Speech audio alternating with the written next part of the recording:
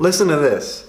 You're not to think you are anything special. You're not to think you are as good as we are. You're not to think you are smarter than we are. You're not to imagine yourself better than we are. You're not to think you know more than we do. You're not to think you are more important than we are. You're not to think you are good at anything. You're not to laugh at us. You're not to think anyone cares about you. You're not to think you can teach us anything.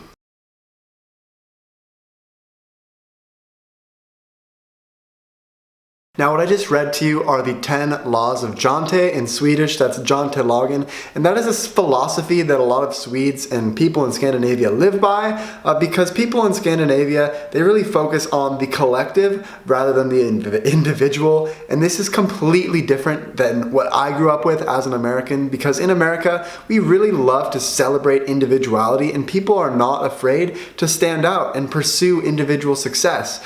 So this is something that is a huge difference culturally, and it trickles into so many different aspects and parts and ways of life that I've experienced here in Sweden. And I just came across this law of Jante not too long ago, and now that I've heard this law, it makes so much sense. So in this video, I'm going to go into detail about how I've seen this law trickling into the life that I've seen here in Sweden, and I want to give my personal opinion on it because I'm kind of in the middle of this, having lived in Sweden, but also being raised in a completely different environment where we love to celebrate individuality. So let's roll that intro and get right into this.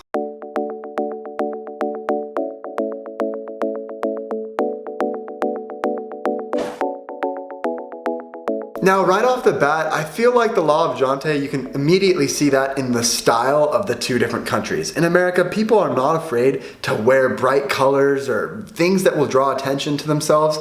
In Sweden, people have a much more toned down, reserved sort of style. It's very minimalistic. You can see that in the way that people dress, and in the interior design, everything is sleek, modern. It's very, very simple. Things do not really stand out quite as much here in terms of the style and the fashion. Now, I actually really like the minimalistic fashion. I like to wear like colors like black and dark green, and that's just my own personal style. But in America, people are definitely not afraid to stand out, and that is one of the first things that you notice, especially when you take these laws of Jante into account. The laws of Jante, I think, also have an impact on politics and laws. And for one thing, the tax structure in the two different countries. In Sweden, people pay a much higher percentage in taxes, where in America, people have a lot more money that they can keep at the end of the day. And I think the laws of Jante, because it's part of that Swedish culture, people are much more focused on the collective rather than the individual. So it makes sense that people in the Scandinavian countries pay higher taxes so that everybody can benefit. Whereas in America, it's a little bit less socialistic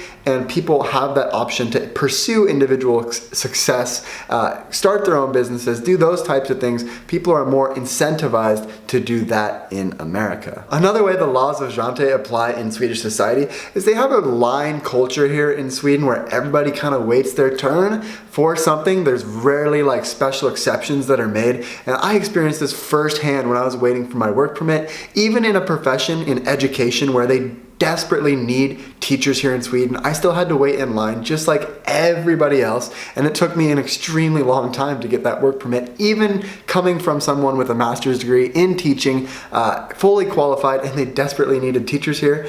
So that just goes to show that you are not to think you are anything special when you are in Sweden. Everybody gets treated the same. No matter how good you are at something or how many qualifications you have, you are much less likely to get special exceptions here in Sweden. Now, my own personal thoughts on this law, I think it's really, really interesting, and I think it is cool that the Swedes do have a focus on the collective, but from my personal opinion and the way that I was raised, I like to stand out. I like to go after individual success, and I think that's just because I was raised that way. I'm an American. I'm raised in an American family. I grew up in America, and I have no problem standing out in a crowd. Now, I think the part of the law of Jante that I do want to apply to my life is if I am successful in something or I get to a point where I can feel good about what I've accomplished, I do not want that to go to my head. Whatever position I'm in, I want to treat other people with respect and the way that I would want to be treated. We learned something in America. Most people learn the golden rule. You treat others the way that you would want to be treated. Now, I'm not afraid to go after my own personal success, but at the same time, no matter how far I make it in my career or whatever it is that I decide to do, I will always treat other people with respect because that is just a deep part of my core values and who I am as a person. And the one weird thing to me about this law of Jante is it seems a little bit weird because it seems to me like it could hold people back from going and pursuing the life that they would want to live. And it kind of has this implication of you get what you get and you should just be happy with that and not go after more. But that completely goes against my personal mindset because I am always trying to improve. I'm always trying to better myself as a person. And that's just the way I like to live my life. So in some aspects, I like the law of Jante, but in some aspects, I do feel like it can be a little bit restrictive. As somebody who lives in Sweden, I've come to terms that I'm living in a society where a lot of people